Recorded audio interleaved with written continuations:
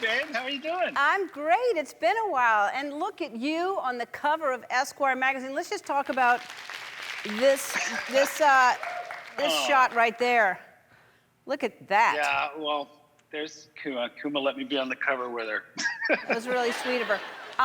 It says in small print, you have to really, really read it, but it says that you're turning 50.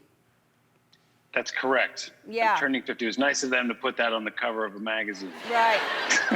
Yeah, but look at your body though. If that's 50, there's nothing wrong with that. You look fantastic. Thanks, Ellen. Is that the doggy, by the way? Is that the doggy you rescued that had mange all over it and that you brought back to health?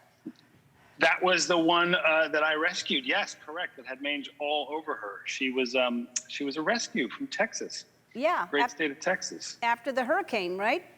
Yes, she after Hurricane Harvey, I was driving through Texas, and there's a great shelter there that I stop in at whenever I'm there in Austin called Austin Pets Alive, and they knew of a shelter called A Chance to Bloom, and I went and met with her, and we fell in love, and then shortly thereafter we were back in New York together. You're such a good guy, and she had a fear of water, and then she taught herself to swim.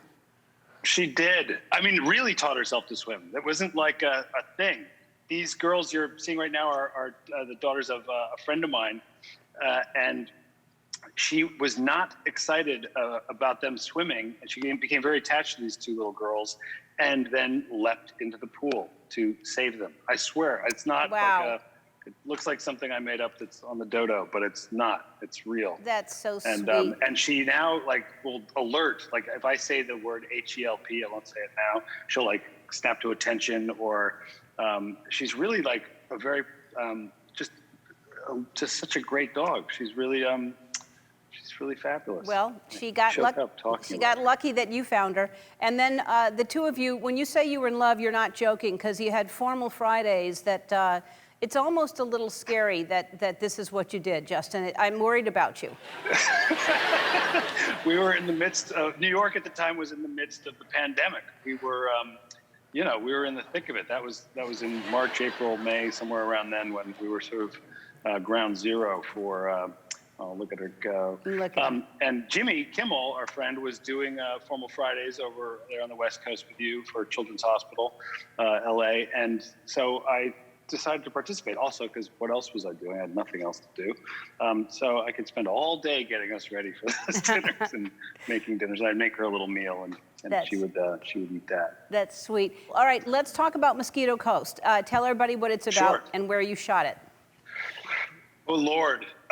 It's sort of about, it's about a family that basically goes on the run for several reasons, but not first and foremost, the patriarch, the father, sort of is sick of America and thinks everything is wrong with it. And it's one of the reasons. And he just wants to take his family on this adventure. He's sort of this brilliant, by turns, charismatic, but also difficult man to be with. And it's their search for their sort of Shangri-La. They sort of light out into Mexico.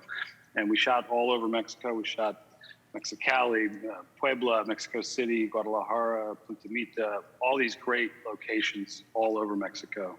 That's the desert there, which was probably the most brutal location we shot. I was watching people in screens holding up Mexico flags, that there are people listening to you saying that you shot in Mexico, and they're holding up their flags saying that's where we are. Oh, they are? Oh. Yeah, there's somebody in Mexico right now. I loved it down there. Yeah, and your uncle wrote the book that the series is based on, and your grandfather is some of your inspiration for your character.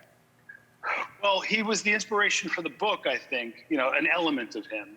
My grandfather was this, he's not as difficult, that's my Uncle Paul there. He's not as difficult as my character is. He was this very, grew up very poor, thrifty, would take us to the dump to get clothing or books, or his whole philosophy was sort of, if you can't find it at the dump, you probably don't need it.